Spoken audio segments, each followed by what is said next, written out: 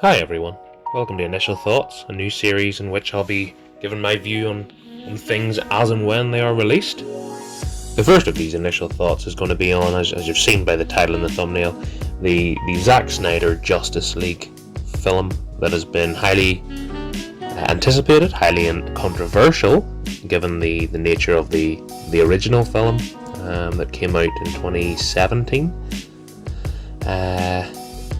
A film that kind of carried on the quite frankly boring, and it was hard to care about the characters in both Batman, Superman, and the Justice League. Certainly just kind of carried that on, and then this film came about, and everybody was, not everybody, but a lot of people were saying, "Oh, this is Zack Snyder's vision. This is the film that proves that the studio they took the power away from him, ruined his perfect film, and now we have a 3 hour and 52-minute film of the Justice League." And it's hard to say that the film isn't tainted by the knowledge of the first one's existence, if you know what I mean. It's quite a shame that if this was the case, that the studio did take so much power away from him, why... I understand that 4 hours for a film like this was never going to do well without the hype or the rumour mill that is attached to it now, leading up to its release on the 18th of March there. So it's an interesting being, it really is. So before I talk about this new and improved version of the Justice League, I should probably briefly say that the 2017 version, the Joss Whedon original version, I watched when it came out. I did not like it at all. I think everybody was at least disappointed in it to a certain extent. I would say it probably wasn't as bad as Batman vs Superman, but it wasn't far off, because it was a mess. It was a shame. It was a shame because you seen what happened with Batman vs Superman, and you thought, this is going to be, geez, they can't make that mistake again, surely.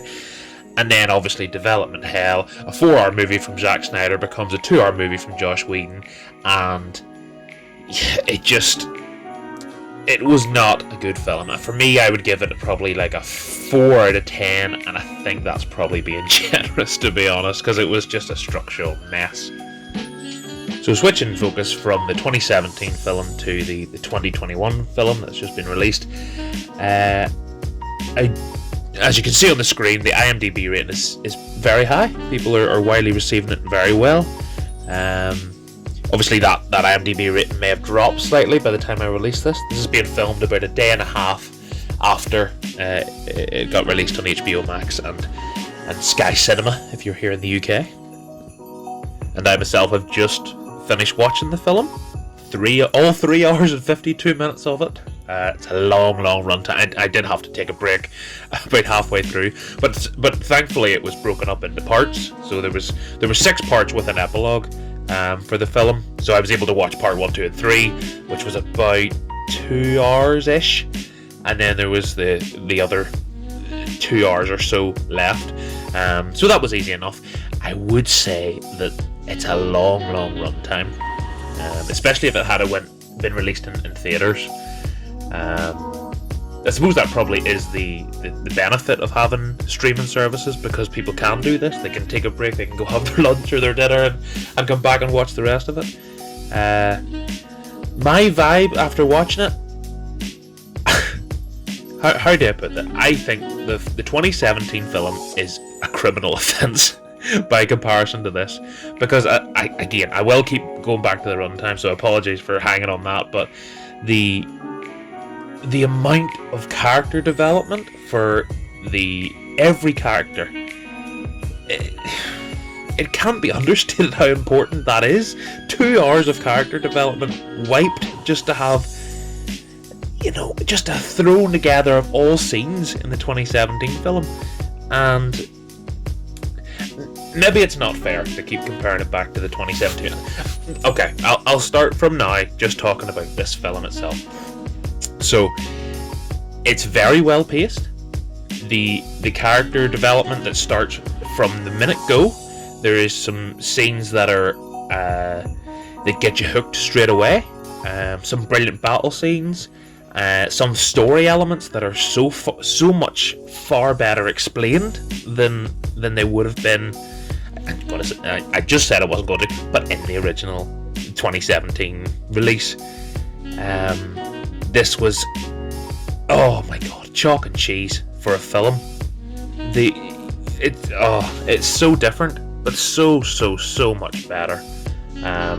A real solid DC entry as a film, and probably ranks it above, in my opinion, most DC films that are not in the Nolan trilogy. You know, the first Wonder Woman's pretty decent. The Aquaman film is okay. The second Wonder Woman film that was released there not that long ago, geez, that was dire. But anyway, there's a lot of positives for this film. I was pleasantly surprised, and maybe it was me going into it expecting nothing. I went in and expected to see the same film I seen in 2017. And I thought, I actually said to a few people, I said, the story elements are going to be the same. We're not going to be able to care because we didn't like it then. We're not going to like it now. But I was pleasantly surprised. I was happy to be wrong, because this is a very decent film.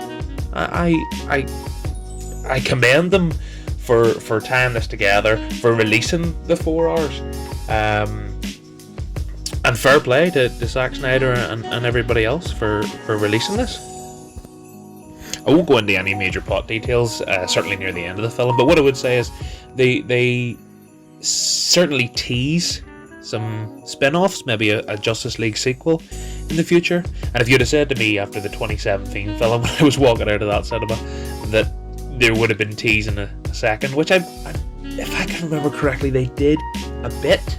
In the original film, they did tease a little bit of sequel, but rightly so, that wasn't made then, certainly by Josh Whedon. But now, having seen this film and it being very decent, I am not adverse to the idea. Maybe they do re-kickstart this DC expanded universe, cinematic universe. I wouldn't be totally against the idea. So as I did mention earlier on, the IMDb rating is high, as you can see. You know, mid 8, 8.5, 8.6 is a very good score. Now it is only, as I said, the guts of 36 to 48 hours between it being released to there. So the real judge of rating wouldn't be for maybe a few weeks' time. Maybe it's me being a bit delirious with the surprise of it actually being good. I don't think I could give it an 8 out of 10. I just don't think it hits that bracket. But yeah, I think 7 out of 10. I think I'm going to give it 7 out of 10. I was pleasantly surprised. I'll be honest, I came into this and I'm thinking, if this gets any more than 5, we're loving life. But 7 out of 10, I'm going to stick with that. That may again be down to the shock of it actually being good. But no, I'll stick with that. 7 out of 10. I think that's probably a fair score, and also nearly double what I gave the original Justice League release in 2017 of 4 out of 10. So certainly an improvement, and again, fair play to them for pursuing this dream for Zack Snyder to get this released. And in the end, it's been worthwhile. So, in the end, 7 out of 10, pretty good film, and a redemption from a movie I never ever wanted to lay eyes on again, to now. I probably wouldn't watch it again because it's 3 hours and 52 minutes, but a very much a redemption arc for Mr. Zack Snyder, so fair play to everyone involved. In the end, it was Zack who got justice. that's beyond cringy. But you know what? That's the case. This has been the first initial thoughts from me. Hopefully you enjoyed listening to me waffle about this film for 10 minutes. Once the cinemas reopen and that old pandemic takes a bit of a backseat and the cinemas open again, and I've said that twice now, but I'm excited. I want more movies. We need more movies. We need more everything. We need more life. We need life back to normal. So let's hope that's not too far away on the horizon. Anyway, thanks for watching. Thanks for listening, and I'll see you in the next one.